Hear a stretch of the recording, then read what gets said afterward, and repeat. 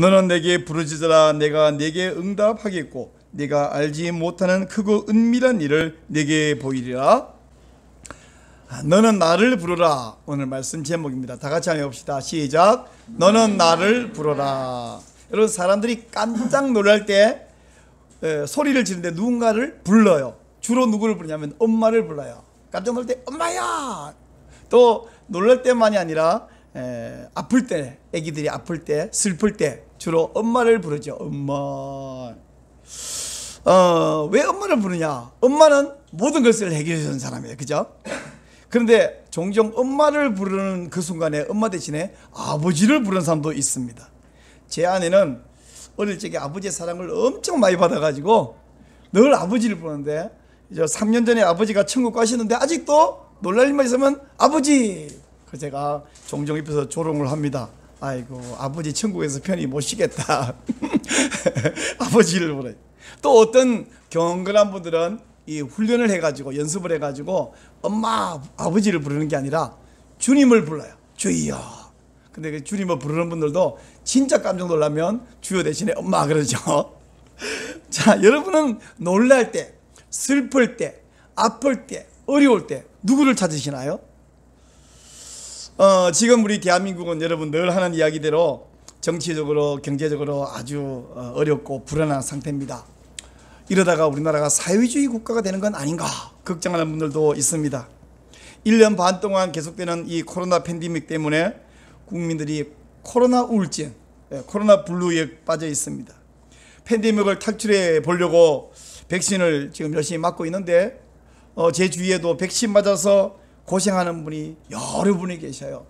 한 원로 목사님의 사모님은 중환자실 입원해 계시다가 이제 한 열흘 만에 드디어 퇴원하셨다 해서 우리 다행이다. 지난 주간에 우리 군에 있는 아들 영광이도 백신을 맞았는데 젊은이는 괜찮지 않겠냐. 그래도 계속해서 위에서 기도를 했는데 하루 전에 열 좀 나가지고 그 뭐지? 타이레놀 먹고 이제 괜찮아요. 그래서 역시 젊은이들아 괜찮네요. 이 어려운 상황을 누가 타개하겠는가? 대통령이 이런 상황을 해결하지 못하자 이제는 야당에서 36세의 젊은이를 당대표로 뽑아서 혹시 젊은 기운으로 한번 분위기를 쇄신해 볼 것인가? 그런가 하면 또 어떤 일각에서는 야, 국회의원도 한번 못 해본 젊은이가 뭔 야당을 이끌며 지도자가 되겠느냐? 뭐 그런 걱정하는 목소리도 들리는데 70대였던 김종인 씨 70대 맞나요? 80대인가요? 하여튼 뭐 70대나 30대나 사람이 하는 일은 다 거기서 거기죠. 사람이 별 수 있겠습니까? 자, 우리는 이런 국가적 위기, 코로나 팬데믹 어려운 가운데서 누구를 주목해야 되고 누구를 불러야 이 상황, 이 문제를 해결해 줄 수 있을까요? 오늘 우리가 읽은 하나님 말씀 가운데 그 해답이 있습니다. 같이 한번 해답을 찾아봐 보십시다. 지금으로부터 2600여 년 전 유다의 상황은 지금 우리 대한민국보다 훨씬 더 심한 풍전등화의 상황이었습니다. 그 당시 신흥 강국이었던 바벨론이 느부갓네살 황제가 유다를 점령했어요. 그리고 당시 왕이었던 여호야긴을 포로로 끌고 갔고요. 그때 끌려갔던 사람 가운데 우리가 잘 아는 다니엘도 청소년이었죠. 다니엘도 있었습니다.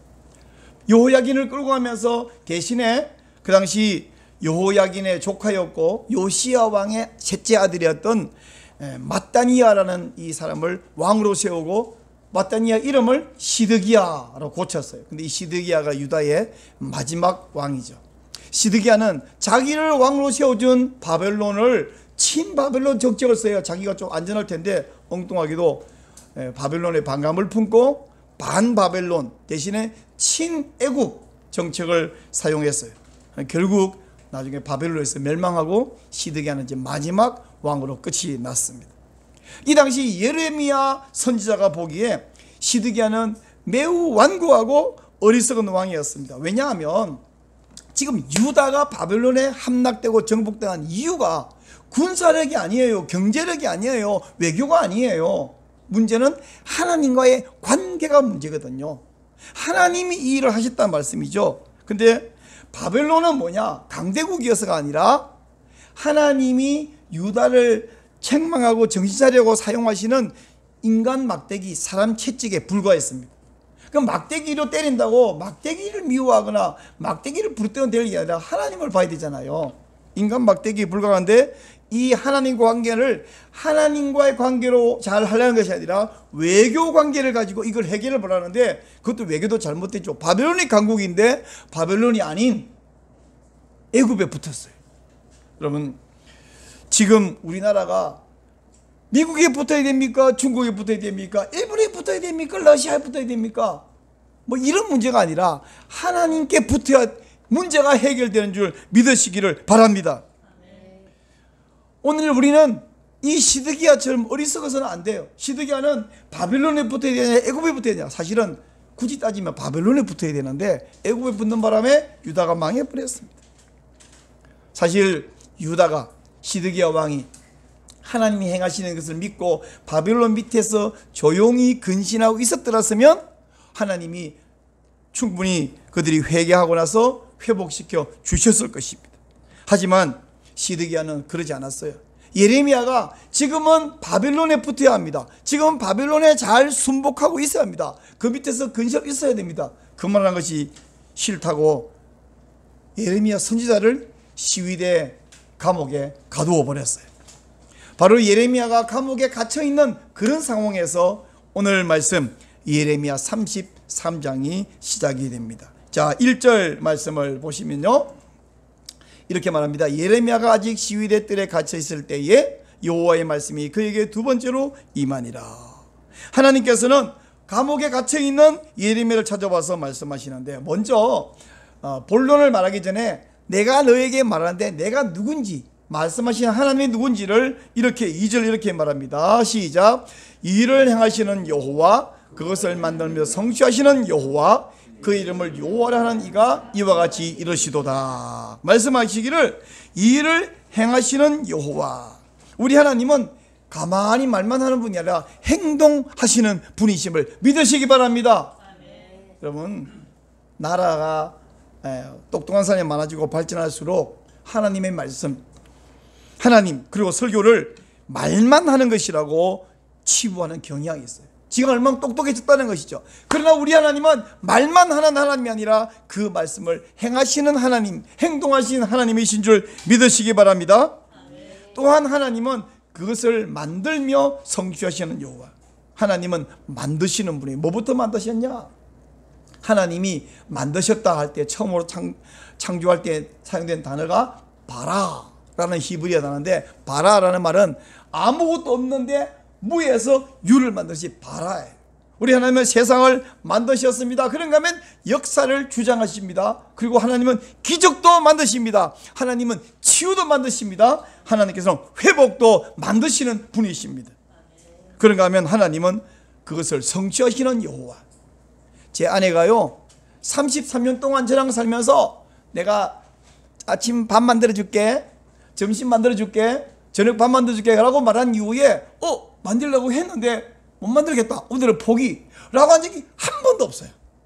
아니, 제 아내가 밥 하려고 계획 세웠다가 능력이 없어서 재료가 없어서 못하겠네 그런 적이 한 번도 없는데, 우리 하나님께서 내가 이것을 하겠다라고 계획 세웠다가 야 미안하다, 야 능력이 없어서 안 되겠다, 그런 일이 있다 없다? 없어. 사람도 계획을 세웠다가 못하는 일이 없는데 하나님이 계획을 세우면 반드시 그것을 이루어내시고야 마는 하나님이십니다.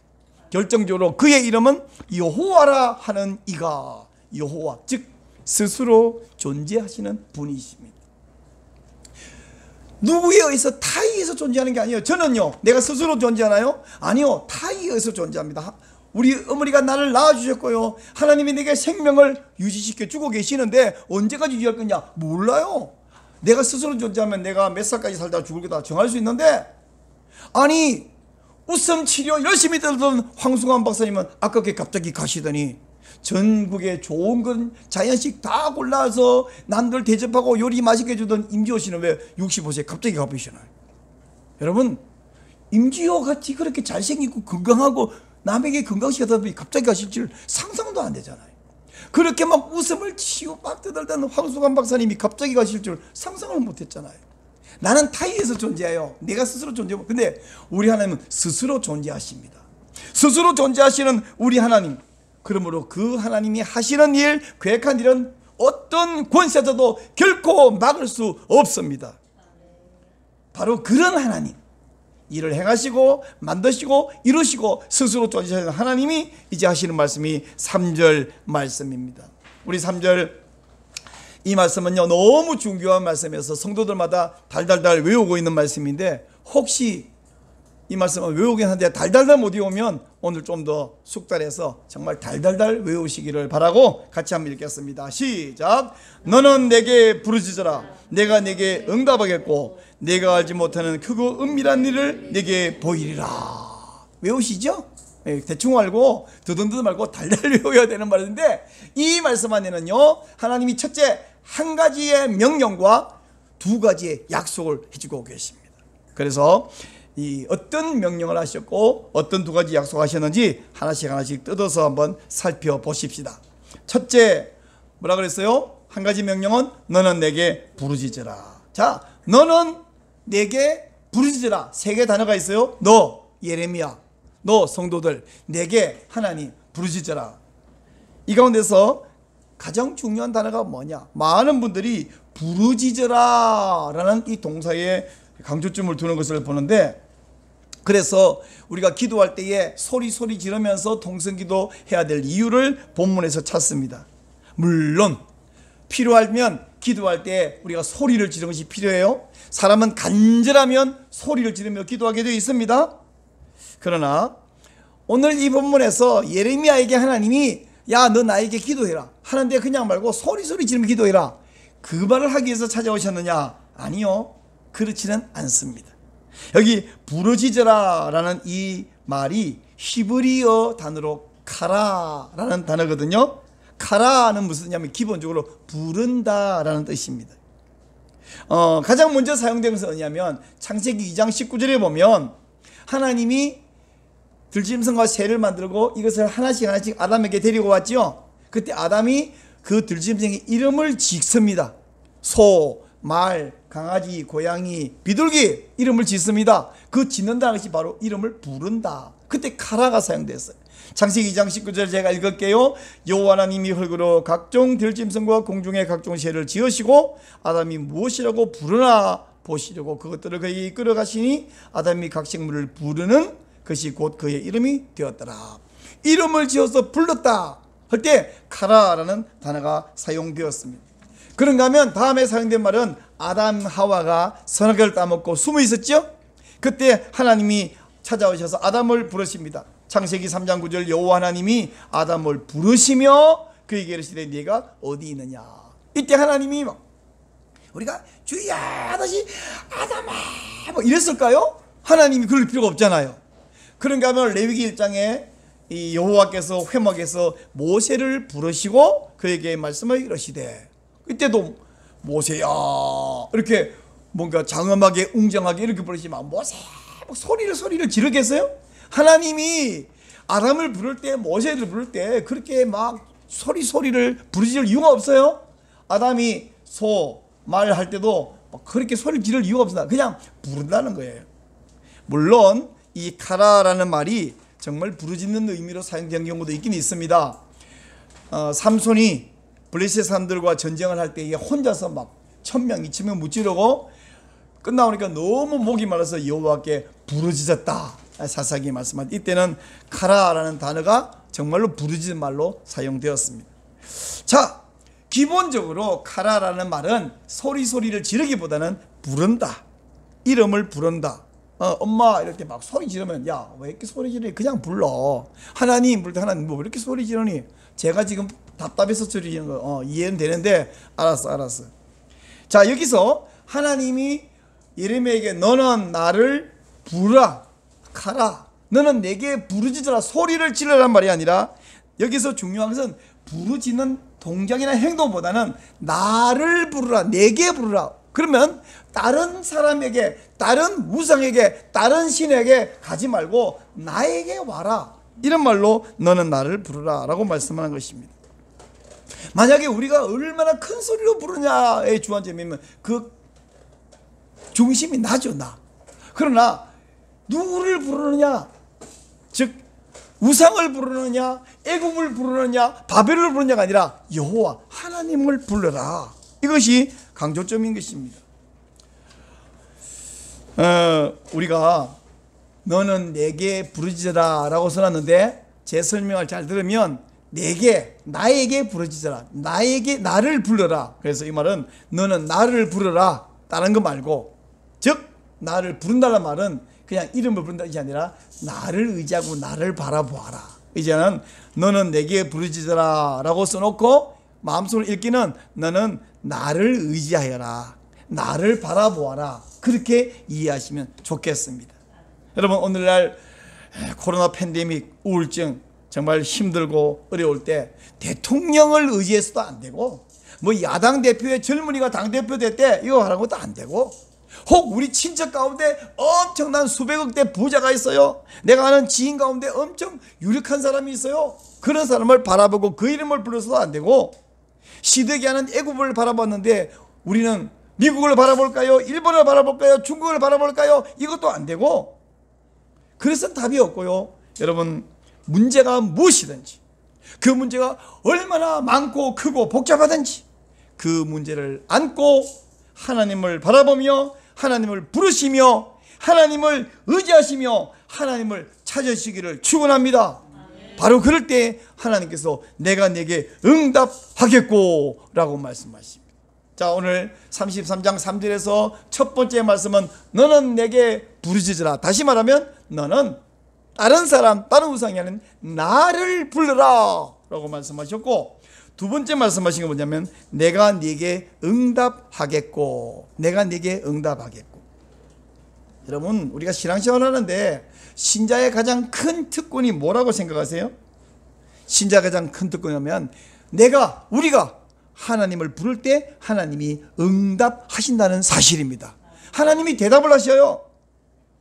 우리 TV를 이렇게 보고 있는데 어떤 이제 유명한 사람 막 나와서 서로 얘기하면서 자기가 인맥이 얼마나 좋은지 막 누구에게도 전화 걸면 통화가 될 수 있고, 누구 전화 통화돼 있고, 전화번호에 막 누구 이름 저장돼 있다고 막 컨설 쳐요.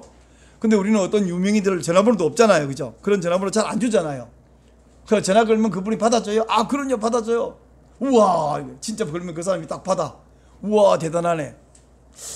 여러분, 문재인 대통령님 직통 전화번호 갖고 계세요?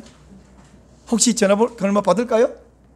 우리 이재명 도지사님 전화번호 전화 통화할 수 있어요? 저도 안 됩니다. 근데 저는 대통령이나 도지사는 안 되는데 우리 백군기 시장님은 전화 걸면 받으십니다. 정찬민 전 시장님도 제가 전화 걸면 받으십니다.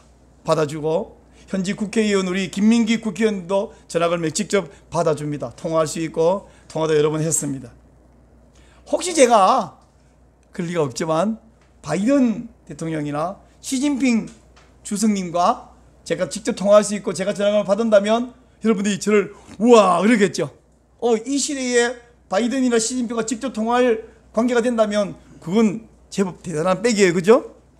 근데 저는 바이든이나 시진핑 연락 쳐도 없고 제가 하더라도 받아주지 않습니다. 그보다 더 큰 특권은 하늘의 하나님께서 제가 부르면 응답한다는 사실입니다. 지금 예레미야에게 하나님께서 내가 네게 응답하겠다라고 말했는데 이것은 무슨 뭐 기도 응답 이것 말이 아니라 진짜 중요한 것은 뭐냐면 관계를 회복해 주겠다는 뜻입니다. 지금 문제가 왜 바벨론의 정복을 당했고 이렇게 망했냐면 하나님과의 관계가 깨졌기 때문이에요. 왜 관계가 깨졌냐 그러면 죄라고 하는 장벽이 하나님과 이스라엘 백성 사이에, 하나님과 성도 사이에 막고 있기 때문입니다. 이사야 59장 1절 2절에서 이렇게 말합니다. 여호와의 손이 짧아 구원하지 못하심도 아니요 귀가 둔하여 듣지 못하심도 아니라 오직 너희 죄악이 너희와 너희 하나님 사이를 갈라놓았고 너희 죄가 그의 얼굴을 가리어서 너희에게서 듣지 않으시게 함이니라 말씀하십니다. 그러므로 하나님을 이제 의지하고 세상을 의지하지 말고 하나님께 돌아오라고 말씀하십니다. 하나님을 부르라.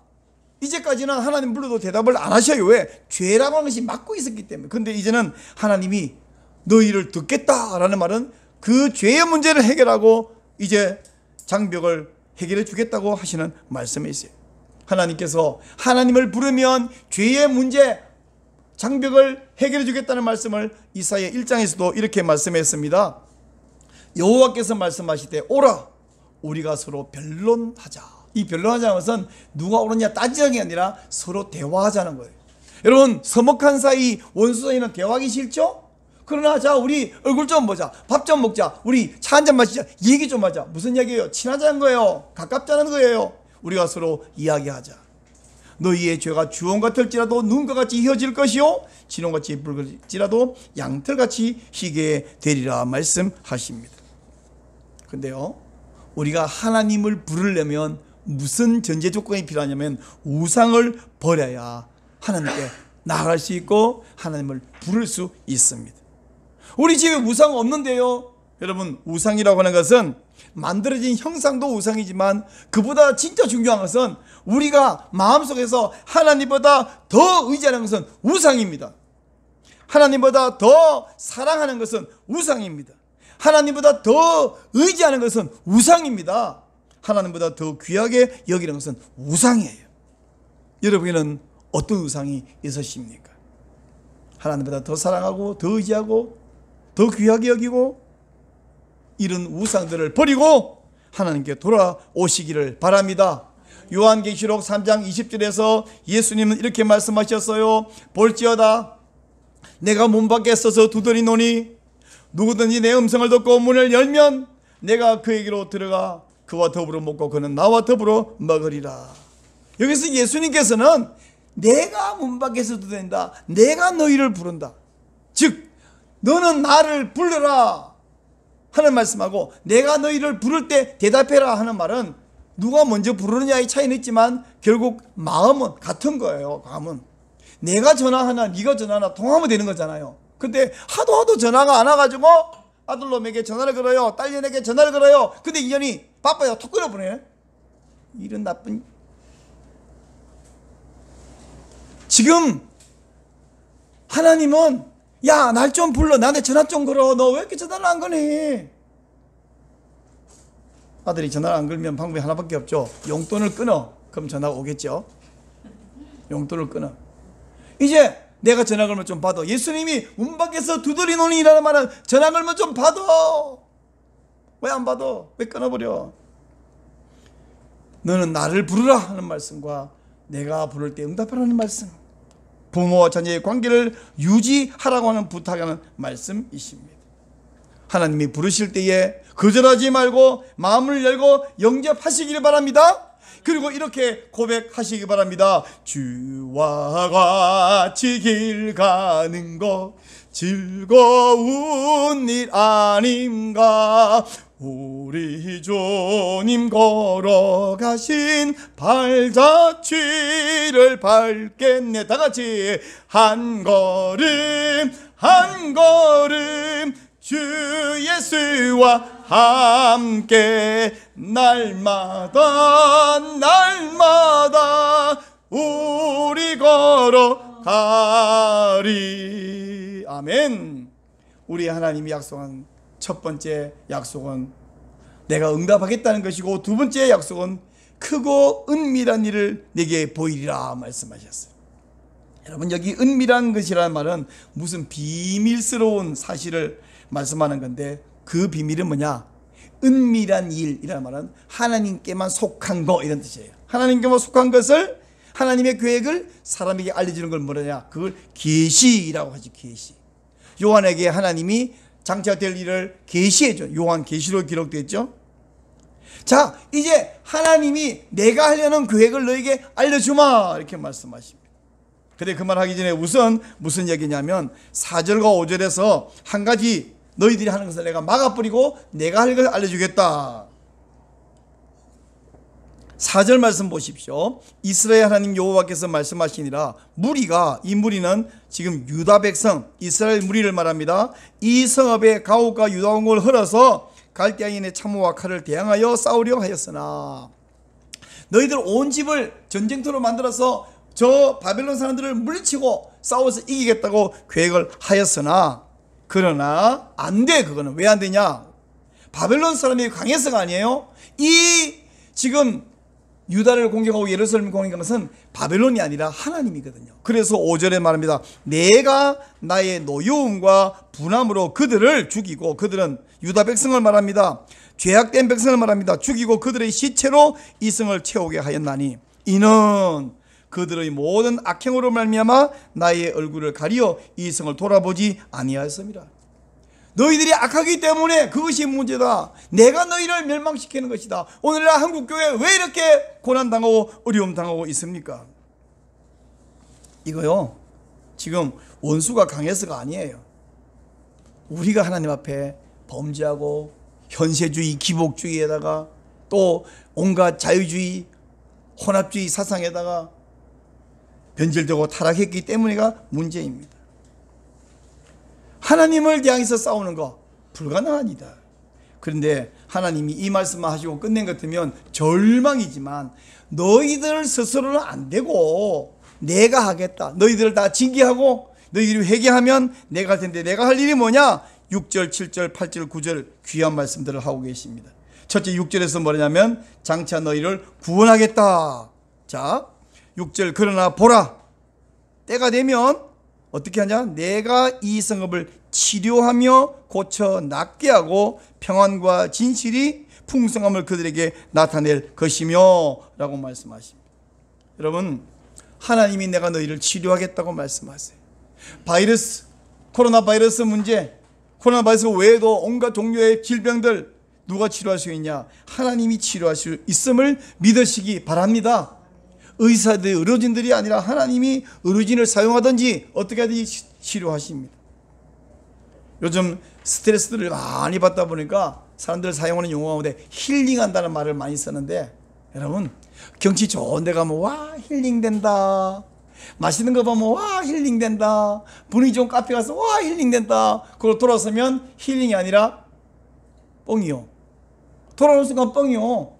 힐링이 며칠 안 가요. 진정한 힐링은 하나님께 돌아오고 하나님을 바라보고 하나님께 가는 것이 진짜 힐링인 줄 믿으시기 바랍니다. 내가 너희를 치료하겠다, 내가 너에게 평안을 주겠다 말씀합니다. 7절에서 말합니다. 유다의 포로와 이스라엘 포로를 돌아오게 할 것이다. 이 말은 여러분의 가정과 모든 생업이 하나님의 이름을 부를 때, 하나님께 돌아올 때 하나님의 은혜와 능력으로 회복되는 것을 믿으시기 바랍니다.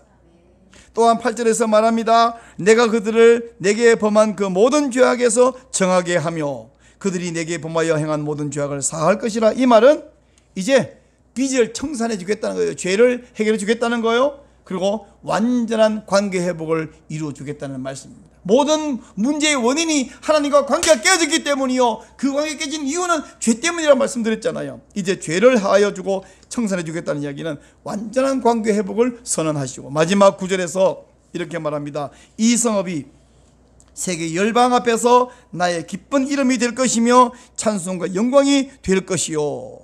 이제 하나님 백성이 영광을 받고 사람들에게 칭송의 대상이 될 뿐 아니라 계속 말합니다.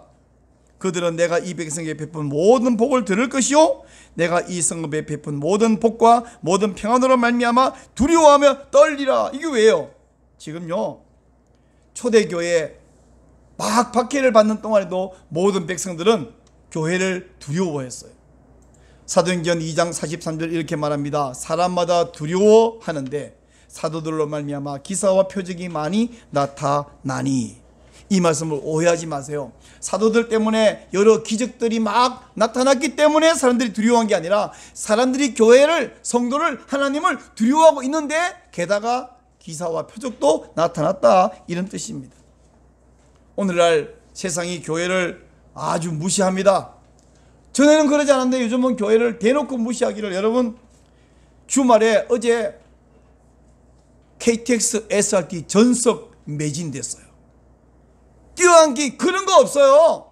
저도 기차를 타봤지만 작년 가을에 옆에 다다다다 붙어앉지 뚝뚝 뛰어앉기, 둘장에 한 개 앉기 그런 거 없어요. 전석 매진됐어요.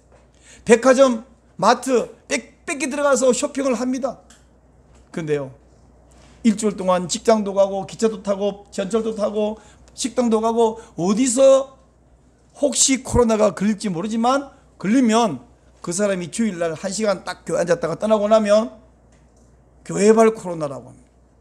아니 어디서 걸렸는지를 모르는데 왜 교회발이야? 코로나가 지하철발인지 백화점발인지 우리 모르잖아요. 교회가 코로나 생산해서 줘갖고 세상에 퍼뜨리는 거예요. 근데 매스컴에서 교회발이라고 말합니다. 빽빽이 둬서 하는데 불구하고 교회는 지금도 20% 이하만 예배드리세요 라고 제안합니다. 어느 지하철이나 백화점에 20% 이하만 앉아라. 식당 5명 앉으면 안 돼서 4명만 들어갈 수 있어요. 근데 4명 가면 여기도 4명, 옆에도 4명, 거기도 4명, 다 4명인데 테이블마다 4명입니다. 20%만 들어가는 게 아니에요. 왜 그러냐? 지금 교회가 이렇게 무시를 당하는 이유가 뭐냐? 하나님과 관계가 깨어졌기 때문입니다. 그러나 하나님과 관계를 회복하면 사람들이 교회를 함부로 하지 못하고 두려워하게 될 일을 다시 회복시켜 주신다고 말씀하세요. 어떻게 하면요? 너는 내게 부르지라. 다시 말하면 너는 나를 부르라. 나를 의지하라. 나를 찾으라. 그러면 내가 너희를 치료해 주마. 내가 너희를 회복해 주마. 사람들이 너희를 무시하지 못하게 해 주마. 사랑하는 여러분, 이 어려운 시기에 여러분 누구를 바라보십니까? 누구를 부르십니까? 누구를 찾으십니까? 누구를 의지하십니까? 오직 우상을 버리고, 난 우리 집에 우상 없는 데가 아니라 하나님보다 더 사랑하고 더 의지하고 더 찾고 더 귀히 여기는 우상을 버리고 자존하시는 하나님 여호와, 일을 만들고 반드시 성취하시는 여호와, 그 하나님을 찾으시고 그 하나님을 의지하시고 하나님만을 부르시기를 간절히 축원합니다. 하나님의 은혜로 그 능력으로 회복되시기를 축원합니다. 기도하십시다.